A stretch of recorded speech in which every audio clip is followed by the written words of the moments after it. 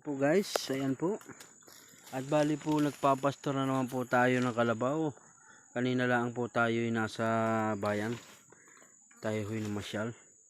Charing. Ayan ho. Ako'y nakaluang ho, tabas. Ayan sa pababang iyong. Kung napapansin niyo ho, mas masarap po talaga yung araw-araw tayo may gawa. Ano po? At yan po yung ating tinabasan. Yan. Yung hanggang doon sa kabila.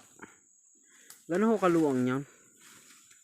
Ay kung kayo ho tatabas din yung hingal din. Oh. Maluang pa ho ang tabasin ko hanggang doon pa. Taas doon. Kabila pa. Utay-utay lang ho. Yan naman ho salit-salit lang ho tumabas. Pag walang gawa, salit tayong tabas.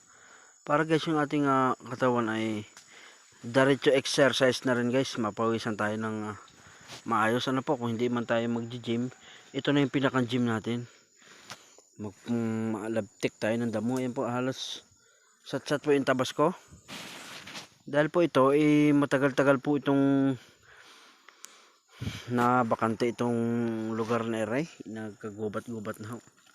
Ano, may paila-ilan ipil na tinindigo ako para sa ating pang pultigo ng ating kangga. Sakaling lumaki at maabutan pa natin. Yan. Ibig sabihin no ikan, kung walang humapadaang iba, hindi pakahoy maputol nila, wag naman sana. Sadya ko tinira yan para tayo na may kangga rin ho. Ayan po. Bale yan pa ho yung gubat. Yan po. Maluang pa ho yung gubat na yan. Punta doon. Kabila doon. Doon sa itaas. Yung kahoy na malaki na yan. Tumpaw. Bago yung kahoy na malaki sa ibabaw na yung pa ho ang pagitan. Ayan po. Ay kung tayo ho paupo-upo lang habang nagpapastor, ay wala hong mangyayari. Ay kung habang nagpapastor ho, yan katulad yan. Ay anong oras lang ho ako nag-umpisa? Konting oras lang ho ay. Kaso lang pagkadating ko tinali ko lang kalabaw doon sa dulo niyo. Pinakain ko tapos ako nagtabas ho diyan. Ayan ho. Ang aking natabsan ay talagang kitang-kita. Sulit naman ho sa pagod. Pag namunga isang buwig lang ho katalo na. Yung pang grocery na. Tayo ay pintaon ako na pag tayo walang gawa at nakaupo lang at sa halip na niknikin ka, di baling niknikin ho, basta tuloy naman ang tawas. Yan ho. Bali ho, inumpisahan ko na ng tabas red, maiksi, ganito pala ang damaw. Yan.